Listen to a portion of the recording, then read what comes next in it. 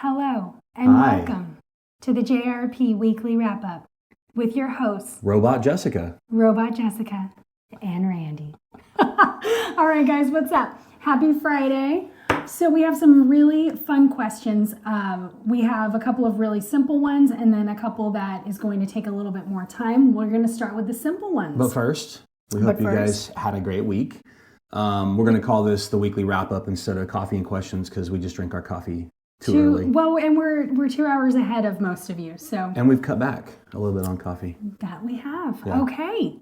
Kim, we didn't eliminate. I was just going to say. We didn't give it up, Kim. Kim, this is not telling you to just stop drinking your coffee with your heavy cream because, girl, we know that's a warm hug. All right. So we're actually going to kick it off with Kim's question.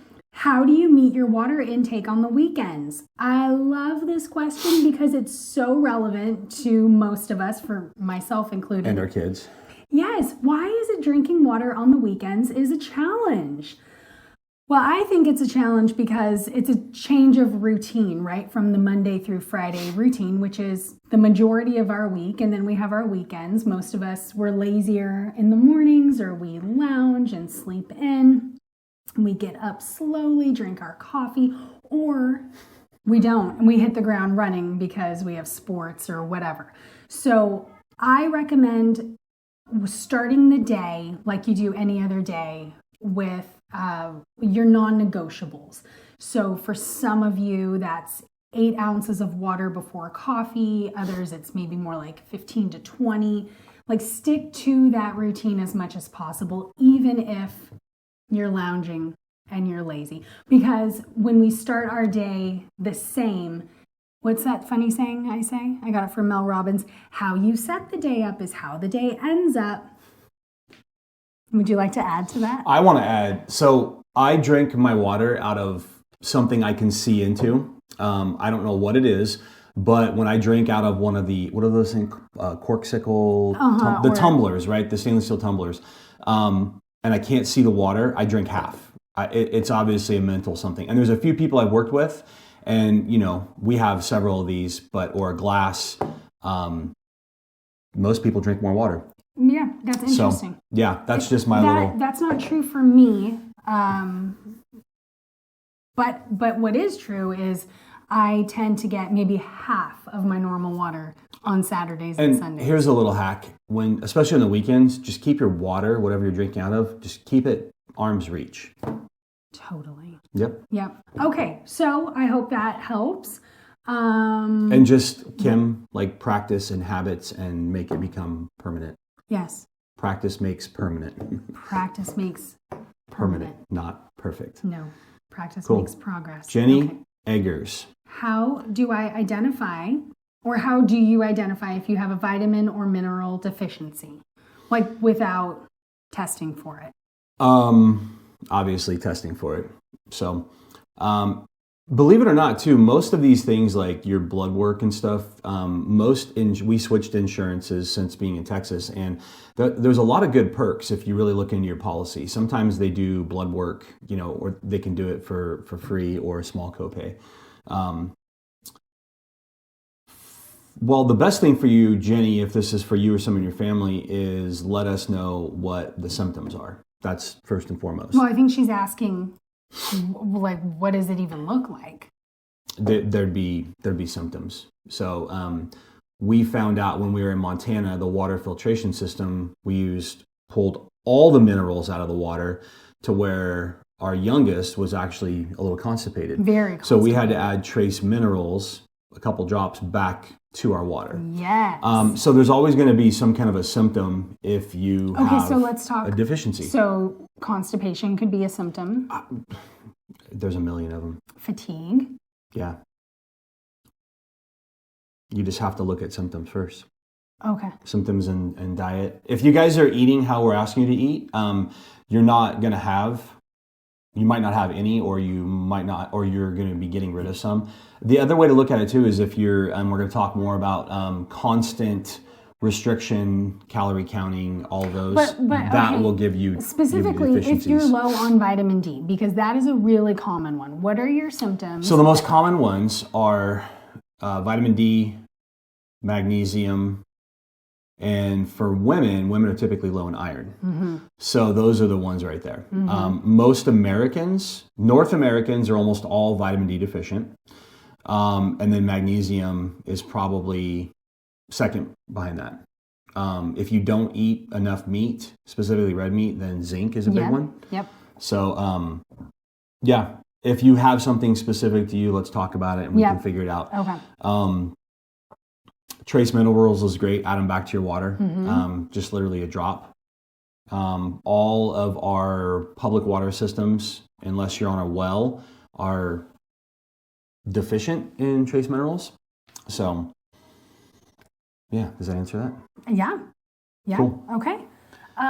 Mel, give us some easy meal planning tips so food doesn't go bad by the end of the week. Okay. So, great question. Sometimes we have this great... Yes, please go. Do not let meat go bad. That is a cardinal sin. Oh, yes, we know. I get so irritated about it.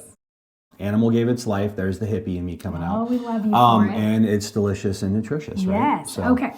So I am a fan of meal planning during the weekend for the next week. I am also a fan of keeping things realistic and very simple. So I have these like grand ideas of I'm going to make like these beautiful meals. And the reality is that I'm in the season of simple, as most of you moms can relate to.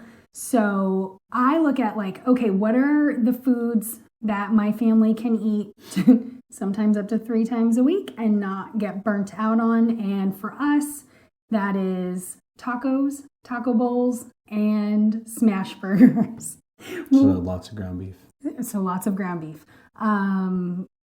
For some of you, that could be chicken breast or what else? What else do I see a lot of? I see a lot of ground beef, tacos. Chicken. Yes. Yeah, so I think we need to be realistic and like, okay, I'm going to keep, emergency food too for those days where you forget to take food out of the freezer and you don't want to go to the store and your option is, well, either eat out or make something quick. So you could do like omelets for dinner with some fruit or potatoes. That's very easy. Or always having like linguiça in the fridge or those like pre-cooked chicken sausages. So there are things you can always have in the fridge that is fantastic for simple lunches or dinners that you didn't stick to the plan. What else? You need to do a little video on your breakfast for dinner. The ground beef, the eggs, the hash browns, the cheese. Yeah. We need to That's do that. such a good bowl, guys. Fast, easy, and 20 you won't minutes, have leftovers. Hash browns, some scrambled eggs, some ground beef, cheese, and sour cream in a bowl. Beautiful, easy peasy. Well, and then to Mel on that is, one thing when we make chicken, sometimes if I make too much, that'll go bad. Yeah. For whatever reason, cold chicken, I guess. Ground beef never goes bad. No, it does not. And just remember too, if you cook meat, it can sit in the refrigerator for 4 to 5 days. Mm-hmm. So Yeah. I would say just plan ahead, make things that will get eaten. But listen, maybe you guys aren't a leftover house. There are some people that just do not like leftovers. Right. It doesn't matter what it is. Yep. So. Yep. Yeah. And that's fine. Is that it? Yeah. Okay, so I hope that helped. If not, report back. Alex, getting boozy. Boozy. Our favorite topic that nobody ever likes to hear. No. Okay, how much alcohol is good for you? So specifically, Alex wanted to know... Well, there's 2 questions. 2 questions. Let's go with is it true that 1 glass of wine is good for you? That was question number 1. Oh, you put it the other way. Whoopsie. Let's do this one first because this is simple, and the second part is a little more. How much alcohol is good for you? How much alcohol? She specifically said, is it true that 1 glass of wine is good for you? So how much alcohol is good for you? 2 to 3 drinks a week. That's it. Any more than that is not good for you. It doesn't matter what studies or all the things that have... Like the antioxidants in wine or anything like that. No. Anything more than 2 to 3 has a negative effect on health. So just know that going into it. Yep. And it depends on, that means 2 to 3 servings, which is, if you're having a mixed drink, that's like 3 shots in a week. If you're having a wine, what's a glass of wine? I think 4 ounces. Yeah. Just when we had the studio brought a wine bottle and a wine glass and actually measured out and showed what 2 to 3 ounces was. And these women were a little shocked, right? Well, yeah. I mean, it's a little sad. So if you go out to get Mexican food, they like to make margaritas in the size of a punch bowl. That's probably, 3 to 4 servings right there in one, even though they're delicious. So good. So that's the simple part of that. The other one is try not to have alcohol within 3 to 4 hours before bed. Yeah. And again, this is all hard science now. It's not really debated. How we got here was alcohol companies paying for studies and saying, "Oh, alcohol is great for you." A lot of epidemiology studies that they do in Europe, the French, the Italians, the Portuguese, wine. Their alcohol is not our alcohol. So their alcohol is better. The Blue Zone studies, almost every single one of those cultures they looked at, they all drink alcohol. Typically, they're making their own alcohol. So they're not going to the store and buying it. So. Okay. So not too many of us are going to go make our own wine. No.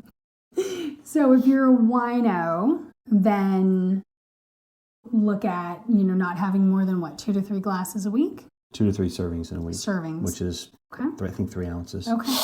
All right. Now, Alex's next question was, wine versus beer versus spirits. Well, to answer her first question, so if you're having a glass of wine every night, that's not healthy. Okay. Yeah, no 2 ways around it. Okay. Now, if we want to figure out what is the best type of alcohol, spirits are, the more things have been, this is the only time when we talk about ultra processed foods. They're good. The more an alcohol has been processed, the more times it's been distilled, it's removing impurities. So vodkas actually kind of go to the top. They're distilled quite a few times. That's also, you'll get, your hangovers typically won't be as bad, which is why your wine and your champagne will be your worst hangovers. So spirits, and then, then everything else just kind of fits in there, like ciders, beers, seltzers, and then, whatever else fits into that. So you guys will always hear us say, hey, try to stick to spirits, vodka, like what? Whiskey? Vodka soda, vodka tonic. Yep. The sugars in the alcohol too is what makes the hangovers really, really bad. So a lot of times too, it's the mixed drink. If I want a drink, I'll have a little bit of Diet Coke and whiskey, or we'll do whiskey mules, but we do it with diet ginger beer. So yeah. Okay. So if you had to pick between a wine, a beer, or a mixed drink, if you want spirits. To be the cleanest, then spirits, and then wine, and then beer. Yep. Okay. And a lot of you that have went on vacations and actually stuck to that, the feedback is you didn't really have hangovers. You weren't really achy. Yeah. What's the bloated term that women typically use? Bloated. Bloated. There's funny. I've heard water buffalo. Oh, well, I say water buffalo. She says water buffalo. And you guys came back from vacation and really didn't gain weight or look too much different. Sure. So, yeah. Okay. Hopefully that answers that, Alex. Yeah. All right. So Verity was wondering, why do we put such an emphasis on resistance training where a lot of other circles in the fitness space put an emphasis on cardio? Great question. A lot of just the whole fitness space and nutrition and medical world. It has just been plagued with garbage. Finally, people are starting to wake up. Real science is coming out. Studies that happened a long time ago that were great people are talking about them again. So a lot of it had to do with the tennis shoe industry. They promoted running. They all made running shoes, right? Run. Running clubs, marathons. the American Heart Association, which was paid a ton of money, paid off in the 60s. They promoted all that. So listen, there's a great place for cardio, but your resistance training can also be cardio. So we think people should do some form of cardio, high intensity cardio. Short intense is best. We want you guys to go do your rucks once a week, which is long, steady state, hour and a half. Most of you really like that, feel good. Okay, but hold on, Randy. You're saying we want you to. Not everybody is there. No. So if we have not talked to you about it, please do not go, wait, I'm supposed to be doing this? No. Okay, continue. Well, everything's individual. Yeah. So talk like that. Sprints, again, when you're up to it, a sprint. But again, like a assault bike or a rower sprint is going to be better for most people than actually going and sprinting. Right. A lot less chance of injury. Yeah. So those are all, and so there is a place for cardio. And then the boom of cardio is great. The boom of Planet Fitness, where they'll put in 100 treadmills and then dumbbells up to like 50 pounds, which they're getting better at. So think of resistance training and your muscle mass as your skeletal muscle. We'll take it one step further. Is literally like an armor on your body. It's the largest organ in your body. It's also the one that deteriorates. Even if you're doing everything right, Mother Nature just kills us very slowly. Yeah. Your muscle mass, your skeletal muscle shrinks. Yeah. So it's anti-aging. Yes. So I'll go through the bullet points. And I know we all love anti-aging. I'll go through the bullet points. Close that. Yes, you can. Thank you. Sorry. Yep. Sorry. Parenthood. Gremlins. I love my gremlins. So yes, we just lose muscle mass over time. Just like, and muscle mass and bone density are also connected. So your muscle mass and your metabolic rate. So metabolism, right? Again, there's a few of these people that talk around the pro-metabolic diet. Everybody's an expert on metabolism. Most of them don't know their ass from a hole in the ground. I showed you guys the model, and like they say it's going to take AI and supercomputers, years to actually map the metabolism. So the more muscle mass you have, the higher your metabolic rate is, which means you're sitting there eating, sleeping, not moving, and burning more calories than the person next to you who does not. Who just does a boatload of cardio. And to go with that too, and this is why we always tell women, right? You want as much muscle as possible. Actually, it's not just women, but everybody. Women always had I had to do the deprogramming of, yes. I don't want to look bulky. I don't want to be bulky. So, and here's the other thing. For the bodybuilder, for the athletes, it takes years and decades of such hard work to look like that. You don't put on muscle overnight. It's really, really difficult. Yeah, it's really hard. When you decide to have 3 or 4 drinks in a night and the chips and salsa and all that, your body has more places to store that glucose. So then you don't wake up feeling like a water buffalo, like your term, right? There we go. So the more muscle mass you have, the better your metabolic rate is. Bone health, we already talked about that. More functional strength and independence. So the more muscle mass you are, the stronger you are. You can pick your kids up. You can pick your groceries up. Getting up and down off the floor. These things change as we get older. And independence, right? So when they look at people who are in their 70s and 80s, the stronger they are, the more muscle mass they have, they typically don't end up needing care like people who don't. And if you guys remember Jack LaLanne, he was, I think, like 89, 88 years old, and he swam back and forth from Alcatraz. So he died a very healthy in his sleep at like 93, 94 years old. So, but he worked out his whole life. Yeah. Chronic disease management. So this goes back into metabolism. So metabolic disease is the catch-all now for basically everything that really kills us, even cancer. Bodybuilders have a lesser rate of cancer than the rest of the public.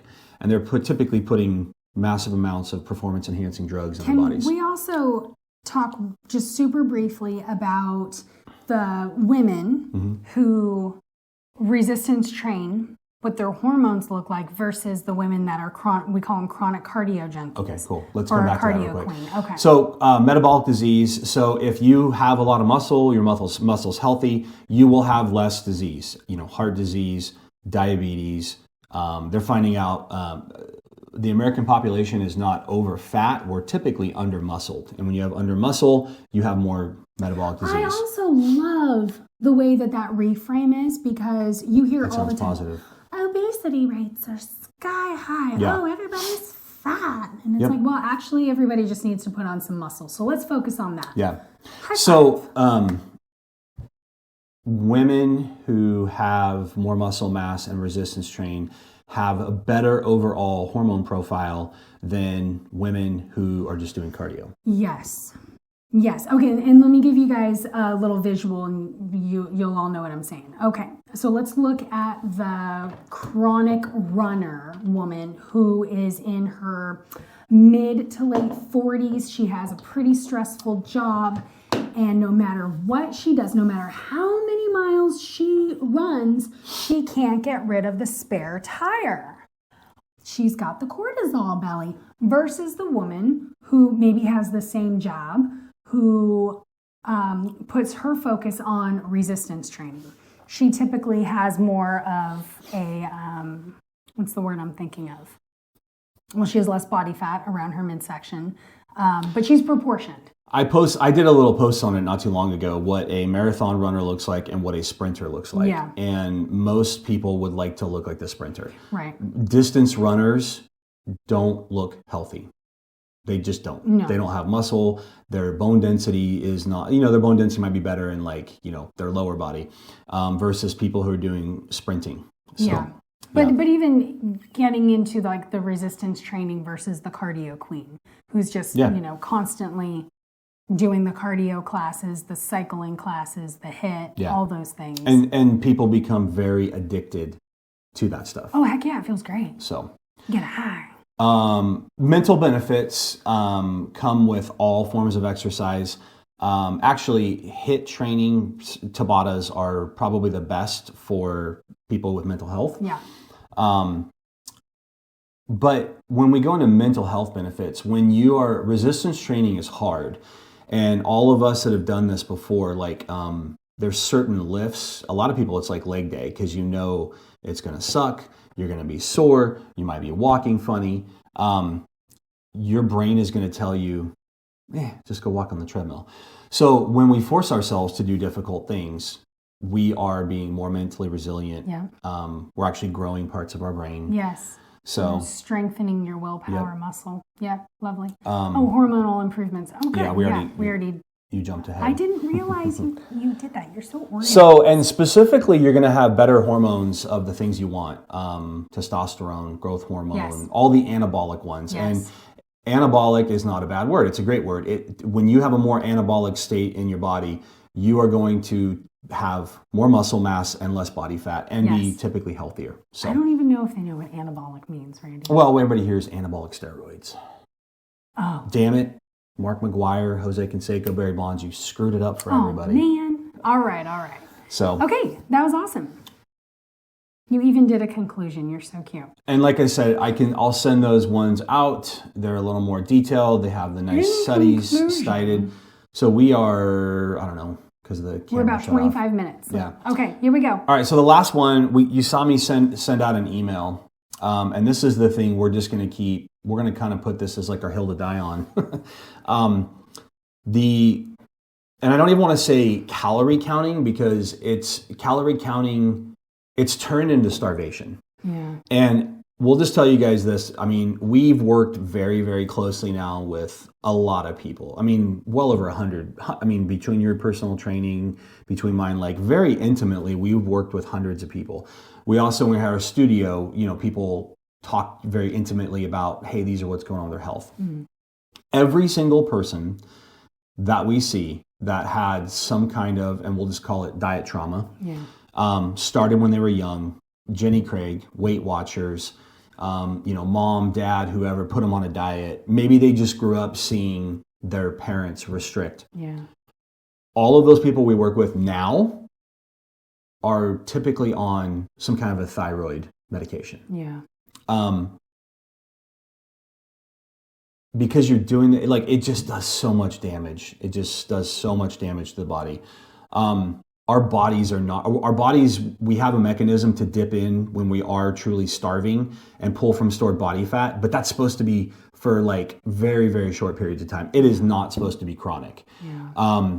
And the wonderful medical model that we live in, and actually there's a few people talking about the food industry really are the ones that dove in and have ran with the counting calories, calorie restriction, 100-calorie snack packs, because it screws us all up, and it basically says, okay, you're either eating too much or you're not moving enough. Yeah. And it puts all of the blame on you. Right. And then I looked up at this. The number one person in the world that is the spokesperson for this is freaking Oprah Winfrey. Oh, yeah. The yo-yo dieting queen. If you're a millennial, you grew up watching your mom probably do Jenny Craig, listen to Oprah's newest diet or Weight Watchers. Yeah. So, and Oprah owns a stake in Weight Watchers. Weight Watchers is the only one that stood the test of time. There's no study out there that actually says calorie counting and calorie restriction works long term. It just doesn't. No, and it's not meant to. And then here's the proof now, for money, and then also that now because Oprah owns Weight Watchers. Again, she's a big person to blame. She was the spokesperson for this. Weight Watchers is now becoming they're becoming medical weight loss clinics using Ozempic. Ozempic, yeah. So, okay, but let's get back to this. Yeah. Okay. When you're focused on and again, this is bullet points. We'll send this out to you guys. Yep. The problem with counting every calorie is it just oversimplifies it. Not every calorie, like a fat, a protein, and carb, they are not all metabolized the same. Right. The way protein is metabolized actually increases your metabolism, and you can't store protein. You just can't. We can store, and you can gain weight and fat from carbohydrates and fat, right, not protein, which is again why we always tell you guys, eat your damn protein. What calorie counting can work for, but again, if you look at calorie counting or even a ketogenic diet, the ketogenic diet short term is better at getting rid of weight and fat. So it's a short term success for a long term struggle. Yeah. Which is most of you we worked with are in the long term struggle, and we're trying to get you guys out of this calorie restriction mindset. Your body fights back. This is, again, why we want you to walk and be active humans. So when you are exercising to lose weight, or you are calorie counting, calorie restricting to lose weight, your metabolism will downregulate. There's a study that once people lost 10% of their body weight, their metabolism downregulated by 11%. So you can't trick your body by doing this stuff. But lots and lots of low intensity activity. You will burn calories. You'll have a better metabolism, resistance training. Yep. So the time. So you talk about this because you did your journal. I did my journal. I know how many calories are in one. Remember when I stole your journal? It was devastating, but thank you. She cried. My friend. It is like a full-time job, right? Especially if you're OCD, or, yes, you do become very, what I think, you start to eat the same foods so that you don't have to spend time looking up how many calories are in a certain new food. I've even heard of people, and I think I've even done this myself, where you either get a case of the F-its and you're just like, whatever, I'll eat everything, or you realize that you have to go search out the calories in a certain recipe, and so you just don't eat. So there's that. Time. And time. Yeah. About everybody we work with does not have time for this nonsense. I don't think anybody in the modern era does. I just want to also remove the programming of, in order to lose weight, you have to log your calories and your macros and all that. Like, remove all of that and really just look at it. Like, is that normal? Is it normal? Is it normal and natural to have to log your calories. In order to be healthy, you have to track calories and macros and make sure you're eating in a deficit. Yeah. Is that normal? Well, and the other problem is No. most people, when we have them tracked, there's a few people working with, they are in severe calorie deficits and they're losing the same 3 pounds. And the recommended calorie deficit is only about 500 calories a day.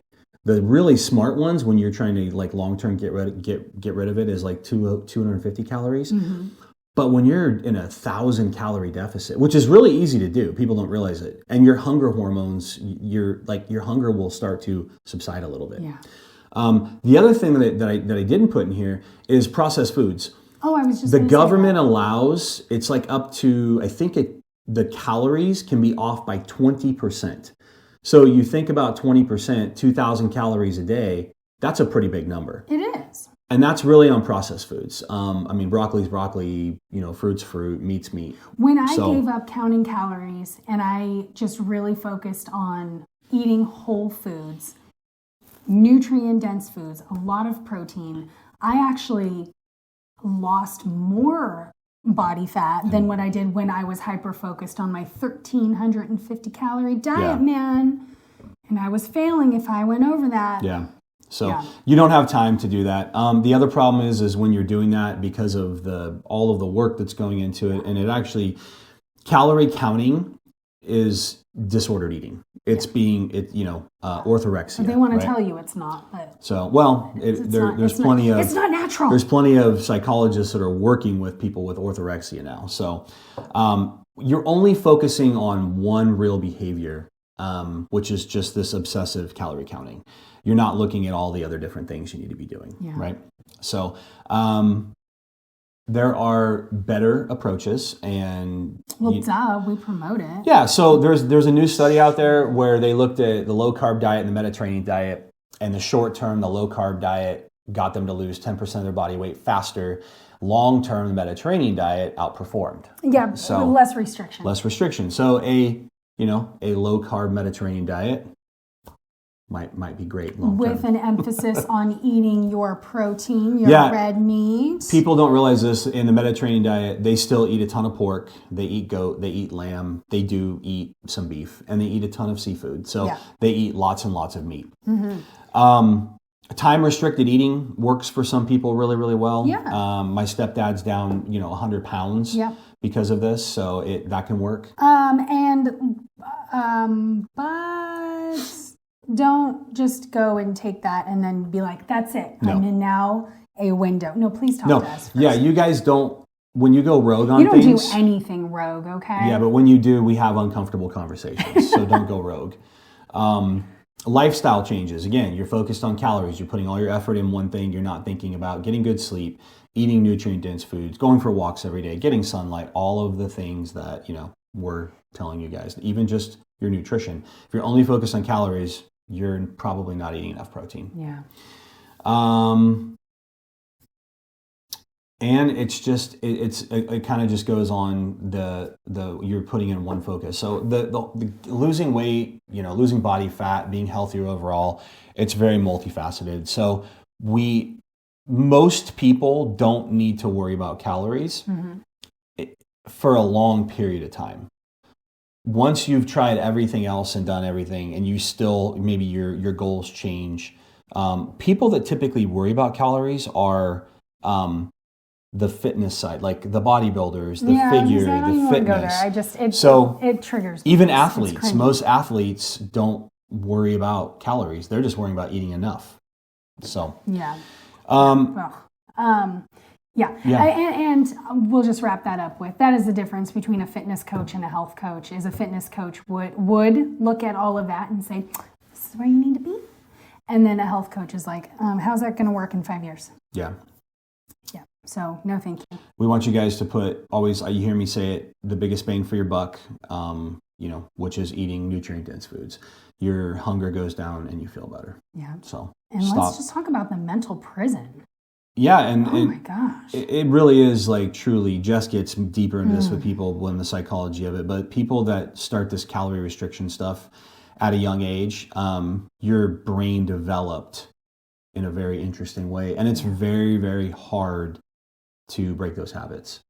Yeah. So those habits of restriction, yeah, counting how many grapes you eat or counting how many olives. Yeah, it's a prison. So, or you eat such a small amount and you're left completely unsatisfied, but you lie to yourself and you tell yourself you're fine, and guess what? You only have 2 more hours until you can eat again. Yeah. Yay. Yeah, I've been there.